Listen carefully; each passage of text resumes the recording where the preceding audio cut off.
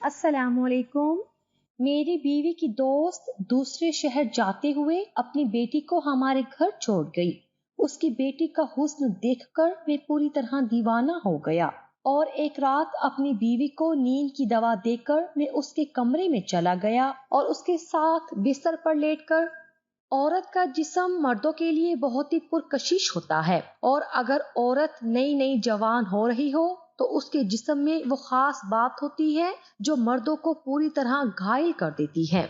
कुछ ऐसा ही मेरे साथ भी हुआ। मेरी बीवी की दोस्त को अचानक किसी काम से दूसरे शहर जाना पड़ा। उसकी बेटी के इम्तिहानात करीब थे, इसीलिए वो जाते जाते अपनी बेटी को हमारे पास छोड़ गई। उसकी 14 साला बेटी जिसका नाम फौजिया था, उसे देखकर मेरे अंदर एक आग जल उठी। 14 साल की उम्र में जवानी की सीढ़ी चढ़ते हुए वो किसी ज्वालामुखी से कम ना थी। उसके बदन के नशीबो फराज में तो मेरा दिल उलझ कर ही रह गया था। गोरे चिट्टे बड़ी बड़ी आंखों वाली फौजिया पहली ही नजर में मेरे जज्बात गरमा गई थी और उसे देखते ही दिल ने शिद्दत से ये ख्वाहिश की थी कि बस एक रात में उसके साथ गुजार लूं। उसे एक दिन नहीं गुजरा था और वो पूरी तरह हम लोगों से मानूस हो गई थी। मुझे अंकल अंकल कहती वो भाग भाग कर मेरे काम भी कर रही थी। मैंने भी उसे मोहब्बत से घर में रख लिया था।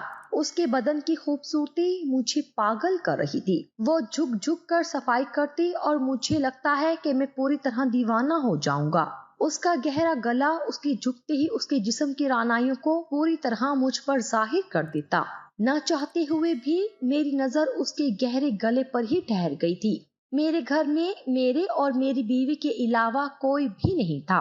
मेरी बीवी उसके आने पर बहुत खुश थी क्योंकि उसे भी साथ मिल गया था। वो दोनों मिलकर घर के काम कर रही थी और मेरी पूरी नजर फौजिया के जवान होते जिस्म पर थी। मैंने फौजिया को चाय लाने का कहा तो वो फौरन चाय बनाकर कमरे में चली आई। मेरी बीवी उस वक्त छत पर वॉशिंग मशीन लगाई हुई थी। मैंने मौके का फायदा उठाया और फौजिया को हाथ पकड़कर अपने बराबर में ही बिठा लिया और उसकी नाजुक सी कमर के गिर्द अपना बाजू डालकर बैठ गया। वो चौंक कर मुझे देखने लगी, लेकिन मैंने ऐसे जाहिर किया कि जैसे कोई बात ही नहीं हुई। मैं उससे उसकी पढ़ाई के मुतालिक सवाल करने लगा। वो कंफ्यूज सी होकर मुझे जवाब देने लगी। शायद वो कुछ झिझक रही थी और मैं उसकी इसी झिझक को मिटाना चाहता था ताकि आगे की मंजिल तय कर सकूं। मैं जानता था कि वो उम्र के जिस हिस्से में है कि अगर मैं एक दफा उसके अंदर के जज्बात को गरमा दूं तो वो किसी पके हुए आम की तरह मेरी झोली में गिरने को बेताब हो जाएगी। फौजिया से बातें करते हुए मैं उसकी तारीफ कर रहा था। उसके मोटे मोटे रसीले होंठ मुझे बहुत ही पागल कर रहे थे और ये बात मैंने फौजिया से कह दी थी कि मुझे उसके होंठ बहुत ही खूबसूरत लग रहे हैं। ये सुनकर वो शर्मा सी गई। उसकी शर्माहट ने मेरे अंदर की हौसले को मजीद बढ़ाया था। मैं जान गया था कि उसे अपनी तारीफ सुनकर खुशी महसूस हो रही है। मैंने आहिस्ता आहिस्ता उसके सारे ही जिस्म की ऐसे तारीफ की कि उसका चेहरा गुलाबी हो गया। मैंने उसे कहा कि मैं शाम में उसे अपने साथ आइसक्रीम खिलाने ले जाऊंगा। ये सुनकर वो खुशी से खिल उठी। मैंने आहिस्ता से उसकी कमर पर हाथ फेरना शुरू किया था, लेकिन वो आइसक्रीम के नाम पर ऐसे खुश हुई कि उसने कोई मज़ाहमत नहीं की। मैं जानता था कि मेरी बीवी की दोस्त गरीब और बेवा औरत है और ये लोग जिंदगी की छोटी छोटी चीजों के लिए बहुत ही तरसे हुए हैं और मैं इसी बात का फायदा उठाकर अपने अंदर की आग को बुझाना चाहता था। थोड़ी देर बाद वो खुद ही उठकर चली गई और मैंने एक गहरी सांस भरी। मैं आगे के लिए मंसूबा तैयार कर रहा था। फौजिया के मरमरी बदन को अपनी बाहों में भर लेने के लिए मैं इस कदर बेताब था कि मुझसे एक पल भी रुका नहीं जा रहा था। फौजिया सफेद रंग का बारीक सा मलमल का लिबास पहने मेरी बीवी का हाथ बटा रही थी और गर्मी की शिद्दत से पसीना पसीना हो रही थी, जिसकी वजह से उसका लिबास जिस्म पर पूरी तरह चिपक गया था और उसका गुलाबी गुलाबी वजूद पूरी तरह आया होकर मुझे शराब लग रहा था। 14 साल की उम्र में उसका खूबसूरत बदन मेरी बीवी के बदन से भी कहीं ज्यादा हसीन और खुशनुमा था। मैं चुपके से उसे देख रहा था और वो भी कभी कभी मेरी तरफ देखकर मुस्कुराहट उछाल देती। मेरी बीवी खाना पकाने में मसरूफ थी।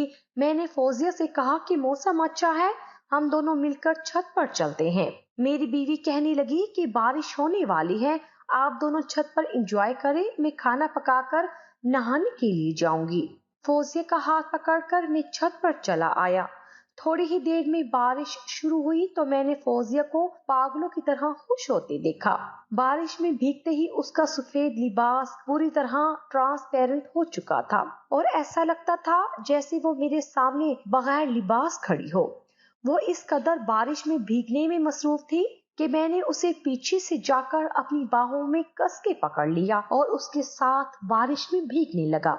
मेरा जिस्म उसके जिस्म के साथ पूरी तरह चिपका हुआ था और इतनी ठंडी बारिश में भी मेरा जिस्म अपनी आग उगलने को बेताब था। फौजिया मेरे जिस्म से लगी गुसमुसा रही थी और मैं ऐसा जाहिर कर रहा था कि जैसे मैं बारिश की मजे ले रहा हूँ। मैं आहिस्ता आहिस्ता उसके जिस्म पर हाथ भी फेर रहा था और उसके जिस्म को दबा भी रहा था। उसका जिस्म इतना मुलायम था कि मेरी उंगलियां तेजी से उसके पूरे बदन पर रेंगने लगी थी। शायद वो भी इस बात को महसूस कर रही थी, क्योंकि कभी कभी वो तड़प कर एकदम ही मेरा हाथ पकड़ लेती, लेकिन मैंने उसे बिल्कुल नहीं छोड़ा था, बल्कि अपने हाथों से मैं उसके जिस्म को जोर जोर से दबाने लगा। मैंने जैसे ही अपने दांतों से उसके कान की लो काटी तो वो पूरी तरह ही तड़प उठी। मैंने आहिस्ता से उसकी गर्दन पर अपने होंठ रख दिए और उसे अपने सीने से पूरी तरह लगा लिया।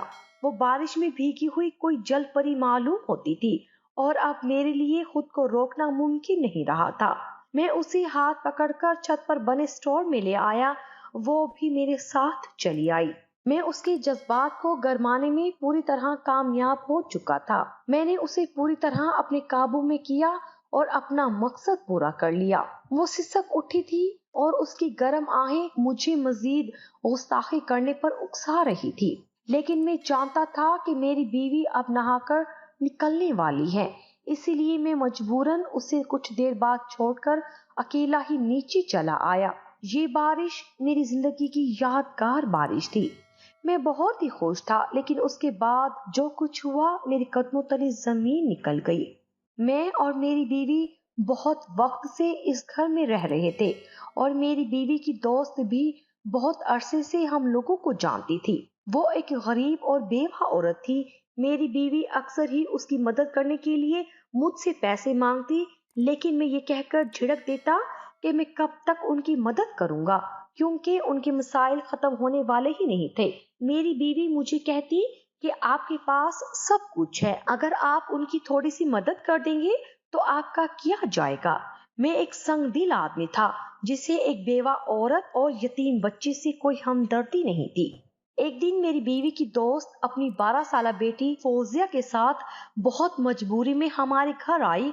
उसकी तबीयत बहुत खराब थी और उसे कुछ पैसों की जरूरत थी ताकि वो अपनी दवा ले सके, लेकिन मैंने अपनी बीवी को ये कहकर डांट दिया कि तुमने इन गरीबों को बहुत सर पे चढ़ा लिया है। उनका जब दिल चाहता है ये पैसे मांगने हमारे घर चले आते हैं। हमने कोई लंगर खाना नहीं खोल रखा। मेरी बीवी के पास जो थोड़े बहुत पैसे थे उसने वो भी अपनी दोस्त को दे दिए और अपने तौर पर उसकी जितनी मदद कर सकती थी कर दी।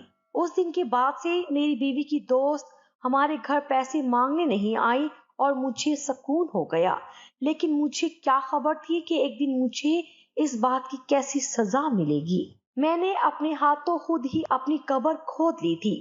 फौजिया जो उस वक्त 12 साल की बच्ची थी, उसने मेरी सारी बातें सुन ली थी और इसीलिए उसने अपनी माँ को कभी दोबारा हमारे घर पैसे के लिए नहीं आने दिया था।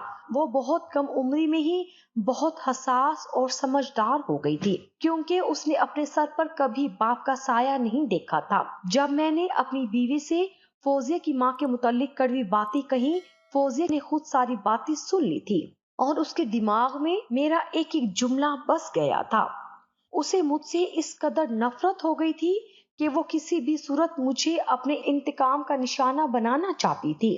जब फौजिया की माँ को अपने किसी अजीज के इंतकाल में दूसरे शहर जाना पड़ा तो वो जाते जाते मजबूरन फौजिया को हमारे पास छोड़ गई। मेरी शक्ल देखते ही فوزیہ کو 2 سال پرانا قصہ پوری طرح یاد آ چکا تھا، اور جب میں نے اسے اپنے پاس بلا کر بٹھایا تو اسے محسوس ہو گیا کہ میری نیت اور نظر ٹھیک نہیں ہے، لیکن فوزیہ نے مجھے روکنے کی بجائے میری پذیرائی کی تاکہ میں اپنی حد سے گزر جاؤں۔ وہ بہت اچھے سے میری نیت کا فطور جان گئی تھی، اور اسی بات کا فائدہ اٹھاتے ہوئے اس نے خود کو میرے سامنے پیش کر دیا تھا۔ جب میں اس کے ساتھ اپنے جسم کی گرمی نکال کر نیچے آیا تو تھوڑی ہی دیر میں وہ بھی میرے پیچھے پیچھے چلی آئی۔ میں نے اس کی طرف دیکھا تو وہ شرما سی گئی۔ رات ہوتے ہی میں نے اپنی بیوی کو کھانے میں نیند کی دوا دی، کیونکہ میں پوری رات فوزیہ کے ساتھ گزارنا چاہتا تھا۔ رات ہوتے ہی میری بیوی کو گہری نیند لگ گئی اور میں فوزیہ کے کمرے میں چلا گیا۔ مجھے دیکھ کر اس کے چہرے پر مسکراہٹ پھیل گئی، اور جیسے ہی میں اس کے قریب گیا تو وہ 2 قدم پیچھے ہٹ گئی، لیکن میں نے اسے آگے بڑھ کر اپنی باہوں میں جکڑ لیا۔ مجھے لگا تھا کہ وہ شرما رہی ہے، کیونکہ شام میں ہی تو ہم دونوں نے چھت پر پوری طرح ایک دوسرے کو گرمایا تھا۔ میں اس کے بدن سے پوری طرح کپڑے اتارتا چلا گیا۔ وہ مزاحمت کے لیے ہاتھ پاؤں چلا رہی تھی اور مجھے اور مزہ آ رہا تھا۔ میں نے اپنے ہونٹوں کے رس سے اس کے پورے بدن کو گیلا کر دیا اور اس کے نرم نرم بدن کو اپنے دانتوں میں دبانے لگا۔ وہ شاید میرے جذبات کی شدت کو سہ نہیں پا رہی تھی، اسی لیے پوری طرح خود کو مجھ سے آزاد کرانے کے لیے جھٹکے مار رہی تھی، لیکن میں ایک لمبا چوڑا مرد تھا اور اس کے جسم پر پوری طرح حاوی ہو چکا تھا۔ کچھ ہی دیر میں نے اپنی آنکھ کو بجھا لیا تھا، وہ بھی شاید ٹھنڈی ہو چکی تھی۔ میں نے اس کے رسیلے ہونٹوں کو چوستے ہوئے اسے خود سے جدا کیا۔ اس کا گلابی بدن پوری طرح میرے نشانات سے بھر چکا تھا۔ میں نے خود ہی اپنے ہاتھوں سے اسے لباس پہنایا اور گرم گرم دودھ کا گلاس بھی پلایا۔ جب صبح کے قریب میں اس کے کمرے سے نکلنے لگا تو فوزیہ نے سائڈ ٹیبل پر پڑا موبائل فون اٹھا کر میری طرف بڑھایا، اور یہ دیکھ کر میرے رونگٹے کھڑے ہو گئے۔ اس میں تو میری پوری ویڈیو بن چکی تھی، جس میں ایسا لگ رہا تھا جیسے میں نے اس کے ساتھ زبردستی کی ہو۔ فوزیہ جس انداز سے جھٹکے مار رہی تھی، ایسا لگ رہا تھا جیسے وہ خود کو مجھ سے چھڑانے کی ناکام کوشش کر رہی ہے۔ میں نے حیرت سے فوزیہ کو دیکھا تو وہ مسکرا کر کہنے لگی کہ یہ ویڈیو اس موبائل میں ہی نہیں بلکہ اس کی ماں کے موبائل میں بھی پہنچ چکی ہے، اور اگر اب میں اپنی بیوی کے سامنے اپنا بھرم قائم رکھنا چاہتا ہوں تو خود ہی ان کی مدد کروں گا۔ فوزیہ بڑی نفرت سے کہہ رہی تھی کہ ایک یتیم بچی کی مدد کرنے میں تمہاری جان نکل رہی تھی، اور اسی یتیم بچی کے ساتھ اپنے جسم کی گرمی نکالنے کے لیے دیکھو تم کس قدر بے تاب تھے۔ فوزیہ کی بات سن کر میں ہکا بکا رہ گیا تھا۔